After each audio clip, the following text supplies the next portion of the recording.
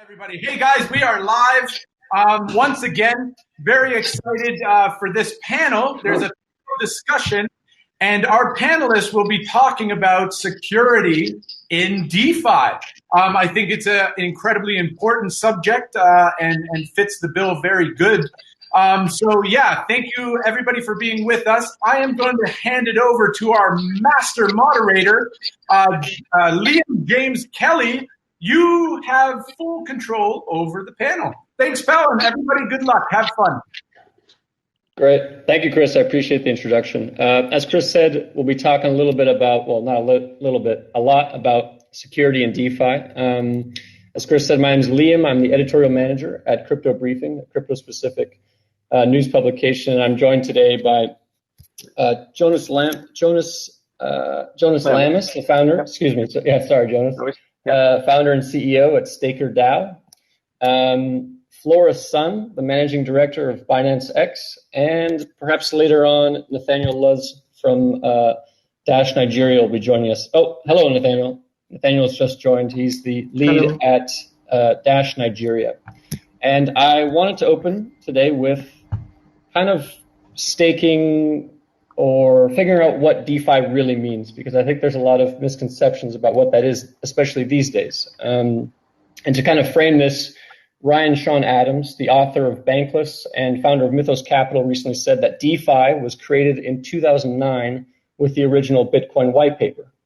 These days, though, DeFi is associated with all things Ethereum and so-called yield farming. Clearly, the definition is pretty broad. So for my first question, I'd like to ask each panelist how they define DeFi, and describe how Staker DAO, Dash, and Binance X fits in with this definition. Would you like to take that one on first, Jonas? Sure, be glad to. Thanks, everybody, and glad to be on the panel here today. Love listening to what Ryan Sean Adams has to say. I subscribe to his blog and I follow his tweets. He's quite the crypto influencer in this space these days, but it's really interesting to follow his community. I think that the notion of pulling it directly from the Bitcoin white paper is really interesting, and I'll touch on that in a bit. But first, to define DeFi, at least where it stands today, I think that the notion of DeFi is, we have to concentrate on the D part, the decentralized part, right? Because Fi for finance obviously is a major element of the of crypto evolution. Obviously, everything that can be tokenized eventually is going to be tokenized. At least that's my thinking of it. And that's kind of one of the reasons why we created Staker DAO. And that means that there's going to be an ongoing financialization of traditional products into the crypto world. The question then becomes, who controls those crypto products once they're in the crypto world? Are they controlled by the same types of entities that control them in the traditional finance world that we have today? Or is something different going to happen, right? And the something different that is going to happen is the control is going to change. It's going to change from being held by a small group of people who profit from the financialization of those products to the community that uses those products. And if you're able to take the control out of the hands of a small group of people and give it to everyone, you've decentralized the control and governance of those products, and you've really taken on what the true future of DeFi can yield. Now, a lot of people talk about decentralization in the phrase of giving control to an algorithm. If it's math that controls those products, then and not people, then that's DeFi. But in reality, the math is controlled by people as well, right? So who controls the contracts? kind of tells you more about whether or not it's DeFi or not than if the contracts are immutable and whatnot. So anyway, what I think is going to happen over what I think about DeFi related to the Bitcoin white paper, I'd say the one other important element I want to throw out there before I pass this on here is that if in fact we think that the Bitcoin white paper is the influencer of DeFi, then we have to also imagine that Satoshi was thinking about DeFi for a broad spectrum of financial assets, starting with Bitcoin. And that means that the yield farming we're seeing on Ethereum and the concentration on Ethereum on a few tokens is just the beginning, right? In fact, it has to be something that will be multi-chain. It has to be something that's broadly used across communities everywhere. So that's kind of where I think we're going with DeFi, or at least how I would define what I want DeFi to become. Great. Yeah, thank you for that detailed answer, Jonas. Flora, would you like to hop in and maybe give your take on how you see DeFi, how you define DeFi, and maybe how it relates to Bitcoin as of today? Sure. Maybe I'll give a little background on myself and Binance. Yeah. So I've been in Binance for around 2 years. I started as an investor at the Binance Labs, which is our investment arm. Later, I hope to sort of start Binance X, which is our developer platform and innovation arm, where we like to focus on cultivating crypto native use cases to help grow the ecosystem at large. And CZ also had this mission of enabling fiat on-ramp for 180 countries, so to make it really easy for users to have access to crypto. So our team helps that out as well. And we also give out a Binance X fellowship grants to open source developers to build building blocks to make fundamental research in the blockchain space. And we have given out around 60 grants, and many of them are actually in DeFi. And we really welcome the growth of DeFi. And I'm really excited to see that many projects actually gaining strong traction. To me, I think DeFi is really a natural evolution of crypto. And to me, its biggest selling point is really that enables a lot of financial activity to be carried out without the centralized third party to actually having to mediate these transactions. I'm very excited about DeFi on the prospect that, for example, a rice farmer in Philippines has sort of the same assets as a sophisticated financial trader in New York. And of course, there are other things that still need to be done to achieve this, but I feel like we are in sort of the right path. I'm seeing a lot of continuous effort on making DeFi easier to use and making these DeFi services a lot easier to understand and grasp for average users. So these are the things I'm excited about for DeFi. Excellent. Thank you, Flora. And did you want to add anything else, Nathaniel, about how maybe Dash is contributing to DeFi, how you guys see the DeFi space growing, and maybe how it relates to Bitcoin as well? Yeah, it's good to actually be on this conference today. Thumbs up to the organizers. May I point out that Dash is one of the first coins that actually saw the future of DeFi way back 2014 when Dash invented the concept of Masternodes. And that was even before there was a thing called Ethereum, if I remember correctly. So Dash invented the concept of Masternodes, saying that for several reasons, and one of them is what is now being known as DeFi today. For instance, how do we bring in governance into cryptocurrencies? If you look at what Bitcoin has, it focuses more on the miners. But then how do we give the users the power? You understand? If I want to DeFi is a move away from centralized finance. So aside saying you can use this coin, you can use this token as a piece of DeFi, how do I get to have a stake in it? How do I get to control it? And that's what we're about in Dash. It's beyond just saying DeFi. It's about giving the people who are going to use this DeFi technology, giving them the power to control the DeFi technology. Otherwise, it's just going to be another case of centralized finance, but this time on the blockchain. Great. Yeah, interesting. Thank you. And I think a lot of us, or these days, I think people consider DeFi to be something that happens exclusively on Ethereum. But I think a lot of us are pretty aware of perhaps the necessity to move beyond Ethereum. And maybe as the nature of this panel is to talk about security in DeFi, how do each of you guys vision perhaps the vulnerabilities or the flaws in having all of DeFi on one chain, on Ethereum in particular? Jonas, would you like to take that one, or perhaps Flora? Or... you're on mute. You're on mute. Sorry about that. Yeah. Don't want my dog to bark, and all of a sudden I can't speak.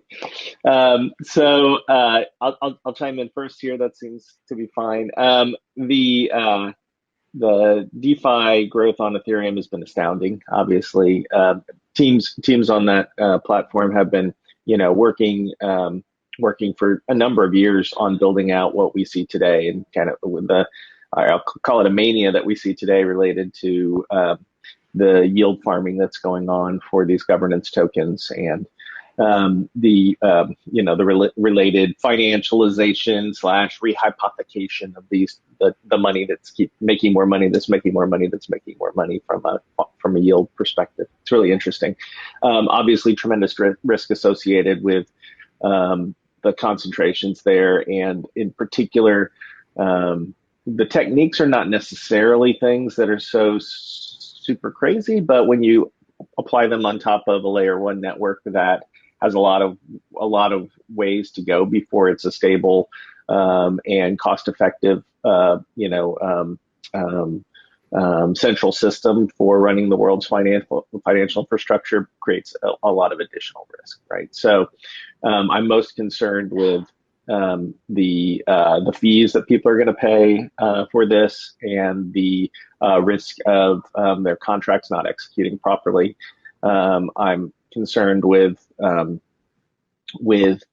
few dozens of people who understand how these networks work so intimately that they can figure out hacks and runs around the intentions of some of these protocols to profit for themselves at the expense of others. Some would say that's the way it should be because it's code is law. And others would say, hey, it's kind of like a Wild West world. And if we want to grow DeFi to hundreds and hundreds of millions of people and billions of people eventually, we have to have laws, and we have to have frameworks that people can trust. So I think that's all going to be really interesting. I think that opens tremendous opportunity for other platforms to provide an alternative vision for DeFi to some degree. I'm sure that Dash has some amazing things going on. I've spent a lot of time in the proof of stake space, and I can tell you that some of the POS platforms are starting to build some interesting DeFi capabilities, but are still miles behind where the Ethereum ecosystem is for sure. And definitely there's some, folks starting off new projects on other platforms as well. So yeah, I'm excited to see where it's going to go, but lots of risk where it is right now. Right. So from that, I kind of gather maybe three, perhaps a fourth point that I've misplaced, but we're concerned a little bit about high fees on Ethereum, smart contract vulnerabilities, and the fact that maybe only a handful of people understand exactly how these things are working under the hood. And I think I'd like to break that down just a little bit, because I think these are definitely the key issues in DeFi, particularly with fees and how maybe a blockchain like Dash could improve some of the features in DeFi or some of the products in DeFi by making them a little bit cheaper. Nathaniel, if you'd like to maybe touch on some of the things happening in the Dash community and how you guys manage to keep prices low in transactions. Okay, so two things.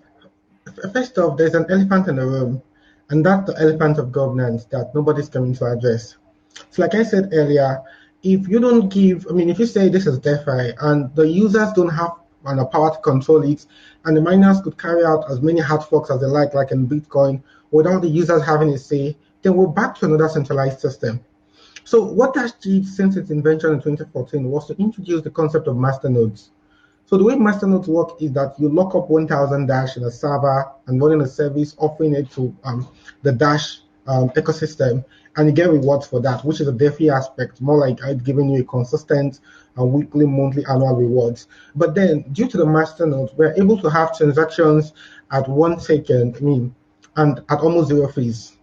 The beautiful thing about Dash is that it's the only proof of work coin that has 51% attack resistance. Because for you to successfully carry out a 51% attack on Dash, you not only need to control 51% hash power, you need to control about 40% of the entire circulating supply. Because you need to control a majority of the masternodes. You understand? And we have roughly about 5,000 masternodes. That's about 5 million Dash. So to carry out a 51% attack, you have to ensure that you have, at the same time, 51% mining hashing algorithm, and at the same time, a majority of the masternode, which is almost impossible. So what Dash is doing is Dash is working on a flagship product called Evolution, codenamed Evolution, which is also known as the Dash platform. And it's going to be more like offering the services of DeFi, of smart contract, of decentralized applications on layer 2. And don't forget, what the masternodes do is they enable us to carry out transactions at 1 second. They enable us to carry out transactions at 1 second and at almost zero fee. So what that means is Dash is welcoming the whole development world, the whole league of developers into Dash to come and build, and their dApps would have the inherent features of Dash: instant transactions, zero fees. So that's it. Nice, thank you. And you said that was called Evolution, Dash Evolution? Yeah, or Dash platform. Okay, it's going cool. to be on mainnet before end of Q4 this year, and we're pushing hopefully live early next year. Okay, cool. Keep an eye out for that. Thank you, Nathaniel. And to maybe talk a little bit more about the developer side of things and smart contract vulnerabilities, perhaps Flora, you can chime in with some of the concerns that you see with DeFi happening just on Ethereum, or DeFi in general as well. Yeah, sure. I mean, you talked about bugs on the smart contract. Yeah, I think there are still a lot of attack factors still sort of exist. For example, there are things like re-entrance attack that's happening quite a few times. Basic attacker exploit the fact that there's no guarding the code to prevent hackers from use the same one valid transaction many times. Even that transaction shouldn't be there after it being run the first time. And yeah, I think in terms of the whole DeFi sort of protocols, there are quite a few other risks. There's that governance attack where I think Jonas would probably can help us elaborate more. But if the stakeholders can have with bad intentions, they can collude. It could lead to unexpected consequences. And then we also have things like, potential black swan event that could really challenge all the assumptions that we made. There's also Oracle attack where information that wrong information or wrong signal or wrong price information get into the network, and the attacker are able to sort of manipulate how things are run. But I do think that we are basically at the early stage of these DeFi space, and attacks actually happens with early systems like this.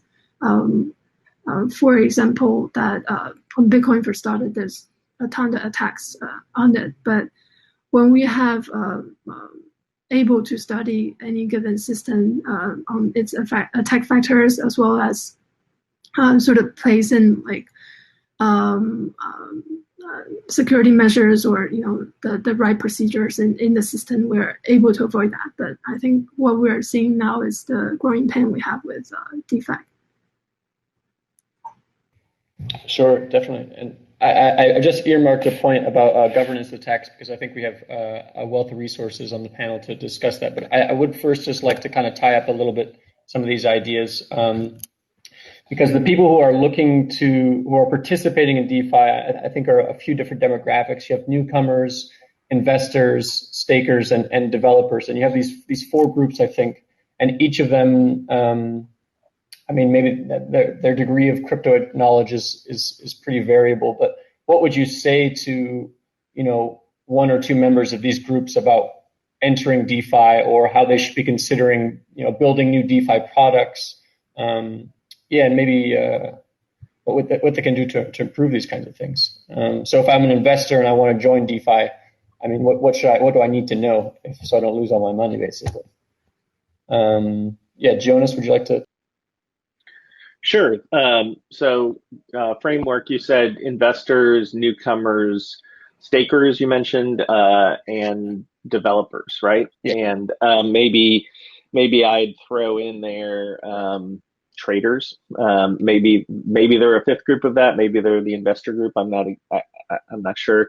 So a couple of interesting points I'd make. One is, when I think about where crypto is, despite all the excitement that we all share with this product, it's still really early in its life cycle as far as adoption around the world and as far as like becoming the new finance that it should become over time. And if you look at the classic crossing the chasm diagram, which is like that, like the normal distribution curve where you look at where the market is coming to your technology.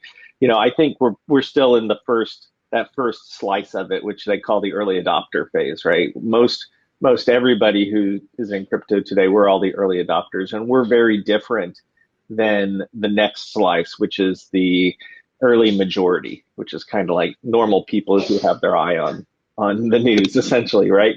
And that the gap between that's the classic chasm that they talk about that has to be crossed. And the people on the next side, the other side of the chasm, are very different than the people on our side of the chasm today. And so I think the people on that other side of the chasm might be what you might call the investor community, because I think most of the investor community has not crossed the chasm yet around this. The family offices around the world, right? The people who have traditionally bought companies or hold equity in old school enterprises or have their money in money market funds, right? Or mutual funds. Those investors where massive opportunity to bring them into the system exists haven't come here yet. And so I would be willing to bet, I'm not one of those people, but I'd be willing to bet that if I was one of those people and I was looking at what was going on DeFi on Ethereum, I would have like no interest in that right now. Although those interest rates sound pretty amazing, like the fact that there's so much risk and so much geekiness associated with it would be a total turnoff. And so I think we're going to have to see other interfaces and trusted brands emerge over the next decade before we're able to successfully cross the chasm from a DeFi perspective, right? I think, this is an international panel and conference, and I know there are great brands around the world. Here in the United States, I think about something like Coinbase, for example, being the furthest along, perhaps, on putting a skin on crypto in a way that's less threatening, maybe. And even then, that is really geeky when you look at Coinbase custody and stuff like that. I'm sure, Square, the money transmission app, reported that they sold almost $1 billion of Bitcoin last quarter, which was huge for them. Maybe that kind of thing, at least again from a state's perspective. But I think that category of user, the investor, is the one that a lot of us, we need to concentrate on, but we haven't solved it all yet. Right. And frankly, that's one of the things that we're trying to do at Staker DAO, is to build products that take advantage of the kinds of returns that you can get on doing things like staking, but can instead provide them in a more simplified way for a broader class of investor. Sure. Yeah. So kind of simplifying things a little bit. I think that's a very common theme. We're making it more user friendly for anybody as a really common theme in crypto. But I would also like to maybe touch on what can developers do to, I guess, make it attractive, not necessarily for the investor group, but for more developers to come into crypto. And maybe Flora, you had some ideas on what needs to be done, or what can we do to make it easier for, I don't know, a JavaScript developer to pick up Solidity or something like that. How do we make it more attractive to this demographic? I think maybe I'll talk about a bit of problem first. I think in software development, when we sort of develop mission critical systems, we typically do not use a lot of external dependencies. When we do that, we would really vet through sort of code line by line. And we have seen sort of standard attacks in our space due to sort of developers unknowingly sort of embed malicious code. For example, this is a situation with the package manager. I don't know if you guys use package managers, but it's a tool where that helps you a project organize all its components. A lot of it is external components. And there's this one instance where an open source project was sort of being rewrite to a newer version by a attacker where it embeds malicious code inside. And when the project owner did not specify which exact version, for example, like I want to use this library for 1.2.5 in my project, the package manager actually automatically update the library included in there to the latest version, which is the one that has the malicious code. So I don't think there's anything wrong with the package manager, but it was more like sort of a function caused these malicious code to be embedded in a project unknowingly or oftentimes not intentional by the project owner. But to be honest, I actually do like how the DeFi protocols today are actually very composable. So many projects are structured as building blocks, and they're like Legos that you can mix and match to create new protocols. However, I actually do think it's very important for developers to really vet through the code before they use them. For example, we founded a Binance X Fellowship project to sort of vet through the cryptography libraries with a method called Fusion, where it's a way to sort of discover corner cases and unexpected problems with these sort of fundamental libraries. And I think we do need that kind of carefulness and that kind of diligence in when we create DeFi applications. So I think that would be advice I would give to developers, that you do have to be cautious with. This is real money by people that you're going to be supporting. Sure, yeah, I think always keeping that in mind. Smart contract development is definitely a very sensitive subject, and there's sometimes a lot at stake. And speaking of stake, I'd like to turn over to Nathaniel as well. How would you convince someone who's maybe not heard of crypto to start running a staking node? How would you convince them that it's safe to put their money there, that the security is not just adequate, but there's little to no risk? What would you say to them? Okay, so basically, we believe more in user adoption than in just the hypes of Moon and Lambos. So we want people to have a stake in Bitcoin. I mean, this was the initial intention of Bitcoin, which I strongly believe has deviated from being a P2P cash to becoming more like a cryptocurrency gold, like where people just want to hedge for the future. You understand? No more becoming what we use for day to day. We need to give, you see, when we talk about cryptocurrencies, blockchain, most times, people don't really understand that in Africa, it's actually a need. It's not a want. I mean, for us in Nigeria, our currency has lost 35% of its value in the last 90 days. So for us in this kind of economy, and we're very much heavily dependent on importing and remittances, and COVID is just disrupting the whole global trade system. So for us in this part of the world, it is a need to belong to another financial order that helps us secure, that connects us to the global world. So I want to make payment to someone in Afghanistan, to someone in the UAE, anyone in the world. What platform would I use? I'll certainly tilt towards cryptocurrency. So we teach people to come into Dash in order to have a stake, in order to be in full control of your finances. And you don't also have to have 1,000 Dash to run a Masternodes. Yeah, with as little as one Dash, which is less than $100 today, you can own a stake in a Masternode on platforms like crowdnodes.io. So you can basically have a stake, and you also have the access to vote on every governance decision. You know what? Even for us to change the Dash logo from what it was to what I currently wear right now to this, we had to put it to a governance vote. So no single person or group of persons have the veto. It had to be put to a community vote, and for as low as one Dash, you can also vote to say, hey, I don't want this. This is what I want. So it's beyond just, for Dash holders, it's beyond just the utility and what they can do with Dash. It's also the fact that they have a stake in the governance. They have a say in whatever happens in Dash and wherever Dash goes and so on. So that's what we market to people. Come and have a stake in the centralized finance.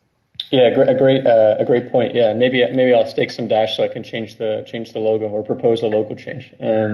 But that leads into, I guess, it's a pretty good looking logo right now, I gotta say. Yeah, but I got a couple community ideas. Upgraded it. Yeah, I like it. Yeah, I think it looks nice. Yeah, it's a great shirt. Yeah. I'd like to just close. We have approximately 8 minutes, but I think Chris is going to give us a little bit extra time because I think it'll be worth it to talk a little bit about governance attacks, because Nathaniel talked a little bit about making proposals and that kind of thing, and maybe concerns about voting tokens being concentrated in the hands of just a few. And I'd like to just open that up to Jonas and also to everyone as well. Maybe some how we can mitigate that sort of risk, and maybe if you've experienced it firsthand, maybe talk a little bit more about governance attacks and how this is maybe an emerging attack that people aren't considering. The governance topic is the most exciting in my mind for the next couple of years in DeFi and in staking as well. And Ethereum is moving to ETH2, and that's going to be a proof of stake network, which will have its governance model associated with it as well. So it's a major long-term topic here for crypto. I think governance also is the hack that companies use to comply with all of the regulatory requirements that they're seeing from the U.S. and other Western nations around this nature of securities. And what I mean by that is, by taking the role of management out of the hands of a small group of people who control the equity in the company and putting it in the hands of the users, you're decentralizing and you're creating a utility essentially. And so way back in the Howey test that we use in the United States to determine if something's a security or not, it's from the 1930s, but it talks about who controls the production and who controls the decision making. And in fact, it's interesting that it applies to cryptocurrency to a greater or lesser degree today, at least for some of us who have to worry about it. But the point is, by turning governance over to your users, you're giving them the opportunity to change things like the logo, and you're also giving them the opportunity to change things like the underlying code and the payouts and the profits and all that kind of stuff. And so figuring out how you're going to distribute governance at the beginning and then turning that over to the community and letting it run with it is a really interesting challenge, right? So I think Dash was, an early player in here, creating the Masternode concept, where not only did you go from mining to staking essentially, but the stakers themselves are the token holders, and the token holders have to run the nodes. And then the node runners also have to vote on the decisions on how running nodes is going to change over time, how the infrastructure is going to change over time. And so that's the beautiful thing that proof of stake has provided here. And one of the networks that I spent a lot of time on was Tezos over the last couple of years. It kind of took that initial concept and really decentralized it. It figured out a way to have, we have over 430 different node operators, if you will, what we call bakers, people who are running the network around the world. Those network operators or bakers get voting rights from the broader token holder community, and the whole thing is decentralized to the point where any team can publish a proposed upgrade into Tezos, and then on a recurring governance cycle that's reviewed, it's voted upon by the community, and if it passes, it's automatically implemented into the code base. And so because with that great power comes great responsibility, right? You have to have things distributed in a way so that malicious, some warring faction doesn't come in and drop malicious code into the process and is able to game the governance system so that it happens, right? Or that some group of large token holders have such control over the system so that they can put their own proposal in place to route all the profits to themselves. for example. These are the kinds of mechanisms that can be used to, to totally destroy these governance models, but are a risk. And so I don't know if there's an answer to that per se, one way you're supposed to do it, but what we've seen with a number of projects is a thoughtful distribution of their governance tokens, and then with others, some not so thoughtful as well. I think it's going to be an interesting area to follow. Yeah, absolutely. This is a great list of some of the risks as well. And Flora, do you have anything to add about maybe the worry that developers could have in designing away governance attacks or governance risk?